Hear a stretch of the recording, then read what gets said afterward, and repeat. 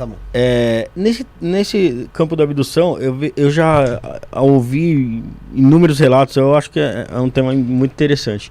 E eu vi muita gente falando assim, poxa, mas é impossível ter sido abduzido porque senão as pessoas veriam que eu desapareceria e tal.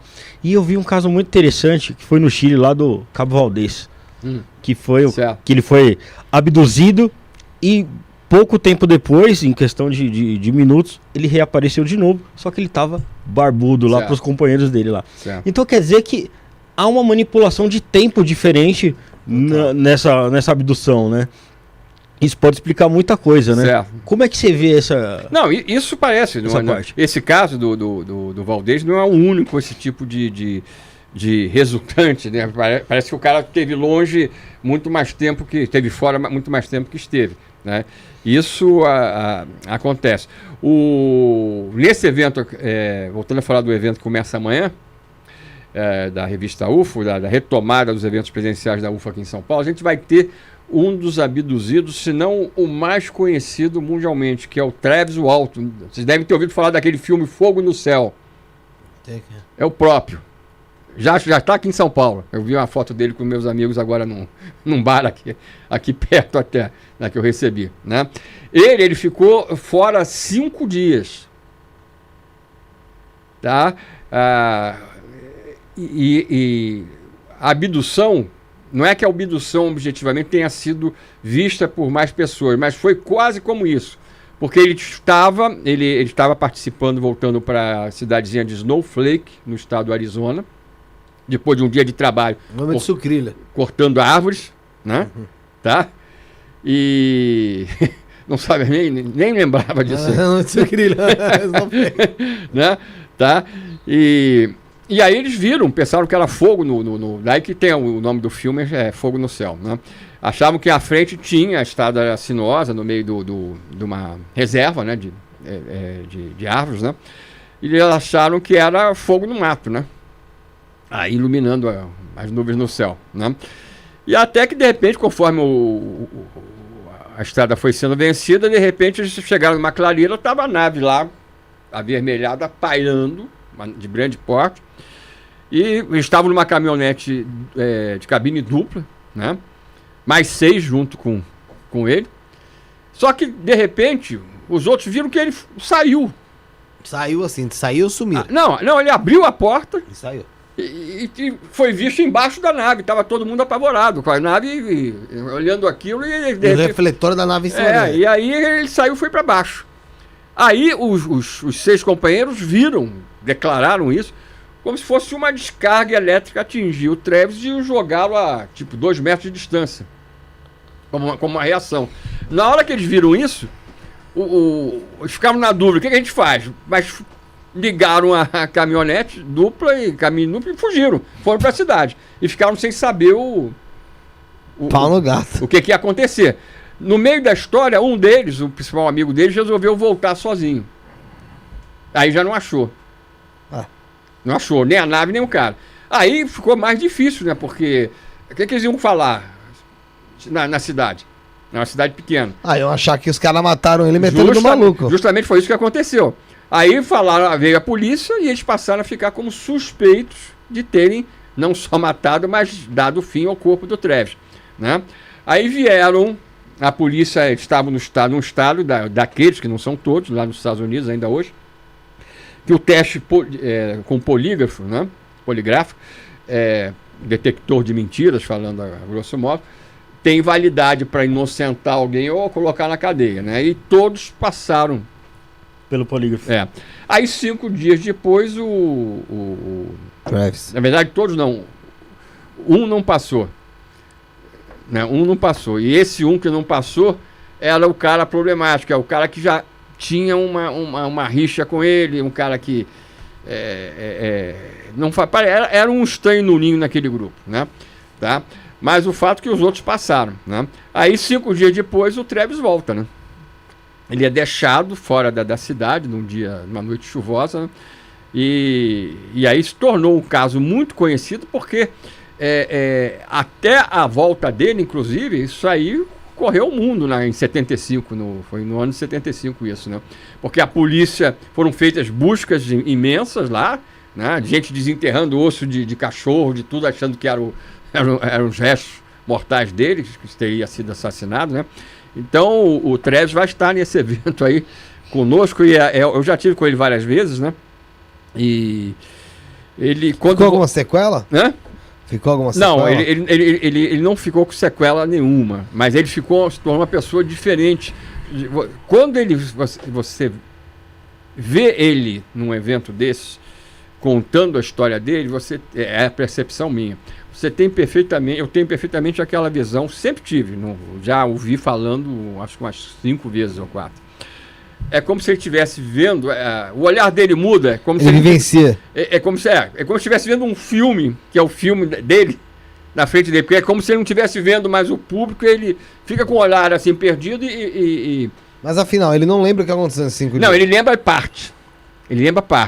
Ele teve contato com seres inicialmente diferentes da forma humana, de baixa estatura, cabeça grande, mas não eram greys, a pele era clara, muito clara.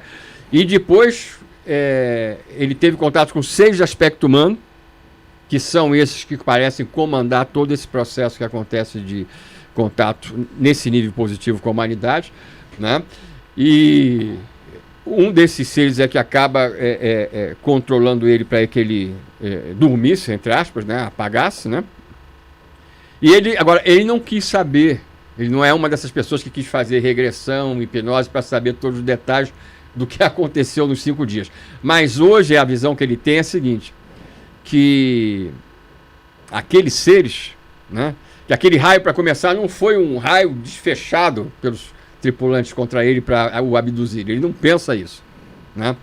Ele acha que, aí eu também penso exatamente assim, que quando ele ficou embaixo do UFO, e isso é que pela descrição dos outros parceiros, eu depreendi também, foi como se fosse uma descarga elétrica, né, de uma energia que envolvia a nave, interagindo com o solo, e ele, como um para-raio ali naquela situação, a coisa desceu em cima dele e o fulminou. Então ele acha e declara isso, provavelmente vai repetir essa história no sábado, que é o dia que ele vai falar do evento, tá?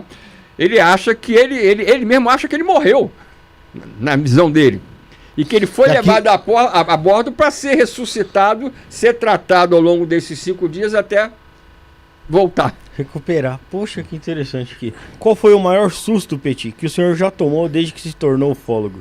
Olha, eu não tomei susto nenhum. Uma das coisas que eu acabei não contando o final da história, vou voltar a isso, mas que tem a ver como vou falar em seguida. Quando a gente comprou o equipamento para fotografar e começamos a bater as fotos, isso tem a ver com várias das coisas que a gente conversou aqui, né, dessa possibilidade de buscar o contato ou não, através até de outros meios, né? Quando eu começar, a câmera sempre um tripé para fazer fotos de exposição prolongada, com filme mais sensível, para registrar a trajetória. Senão, para você fotografar um UFO à noite, ou ele está muito perto de você, ou se está longe, você vai ter que ter uma exposição mais prolongada, até com as câmeras digitais atuais, para você poder fazer daquela luz disponível a fonte do registro, né? Então a gente fotografou N vezes, principalmente as trajetórias dos UFOs. Então quando eu apertava o obturador apertava o disparador da câmera, inclusive com aquela haste para que a câmera não mexesse, não tremesse no meio da exposição, em várias das fotos que a gente obteve, das ocorrências, quando o objeto estava passando na horizontal, ele subia, descia, alterava o brilho, apagava, acendia mais na frente, isso tudo aparecia depois que a foto era revelada. Ou seja, é só para confirmar que a minha própria experiência prática revela que esses seres, eles mantêm um controle total de quem é do interesse deles, seja lá onde eles estiverem, ou onde você estiver. Isso é só para reforçar aquela ideia que uma coisa é você ver algo a mais, outra coisa é você precisar de um artifício para ter o contato. Só para frisar que o contato vai acontecer se quem de direito do lado de lá quiser te contatar. Aí tanto faz você tomar o asco, não tomar, ser um santo ou ser um bandido, não vai. Se quem está do lado de lá não está querendo, não vai ter. Tá? Mas em relação... Isso é só para mostrar que eles têm um controle total dessa coisa Da comunicação. Da comunicação, né? Dentro da Força Aérea, em maio de 86, quando os caças da Força Aérea perseguiram 21 UFOs, que é um dos casos mais famosos da história da ufologia brasileira, e eu tive a oportunidade, nesses mais de 40 anos, de interagir com todos os principais personagens dos principais casos de contato na área militar brasileira. Caso do UFO na Ilha de Trindade, envolvendo a Marinha. Eu tive a chance de gravar, inclusive, o depoimento da principal testemunha, que não era militar, que foi quem fotografou 4 vezes o UFO, né? O caso da noite de 19 para 20 de maio de 86, que é esse caso que eu estava falando, dos 21 UFOs, tive 2 vezes a oportunidade de estar com o próprio ministro da Aeronáutica para tratar desse caso. Ele foi até na segunda vez hóspede meu, inclusive, na pousada que eu tinha na Serra da Beleza. Então me disse coisas realmente que eu publiquei, né? Ele não pediu censura, não pediu sigilo, né? Tá? Estive também junto com o Jevaé, entrevistando e gravando em vídeo os depoimentos do próprio coronel comandante da Operação Prato. Em Varginha, tive a chance também de gravar em VHS uma entrevista do Vitório Pacatini, um dos 2 mineiros que começaram a investigação lá, com uma fonte militar do Exército. Ou seja, eu tive esse tipo de oportunidade, né? Mas por que eu estou falando isso? Nesse caso da Serra da Beleza, voltando para a Serra, quando a incidência explodiu lá, e os avistamentos estavam sendo diários, o Exército foi para lá. O Exército local do município de Valença. A Serra fica no município de Valença, sudoeste do estado do Rio.